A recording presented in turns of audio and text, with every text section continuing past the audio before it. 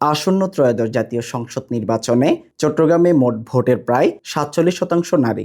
নির্বাচন নিয়ে তাদের রয়েছে নানা মত। চট্টগ্রামের রওশন আরা চৌধুরী পেশায় ফ্যাশন ডিজাইনার ও সামাজিক কর্মী। ত্রয়োদশ জাতীয় সংসদ নির্বাচনে প্রতিনিধি হিসেবে বেছে নিতে তরুণদের প্রাধান্য দিচ্ছে তিনি।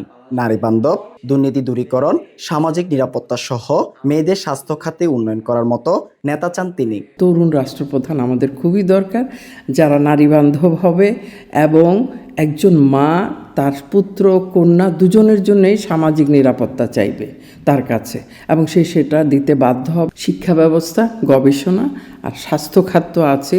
একজন নারী হিসাবে চিন্তা করি আমি যে মেয়েদের যে স্বাস্থ্য খাতের কিছু সমস্যা আছে সেগুলো দৌড়ে মানে ঘরে ঘরে পৌঁছে যাক। তেমনি চট্টগ্রামের 16 বছরে সফল উদ্যোক্তা জুই আশরাফ। এই উদ্যোক্তা সুদের হার কমানো সহ নতুন ব্যবসায়ীদের জন্য সহজ ট্রেড লাইসেন্স তৈরি ও স্বল্প খরচে রিনিউ করার ব্যবস্থা প্রতিশ্রুতি চান আগামী সরকারের কাছে।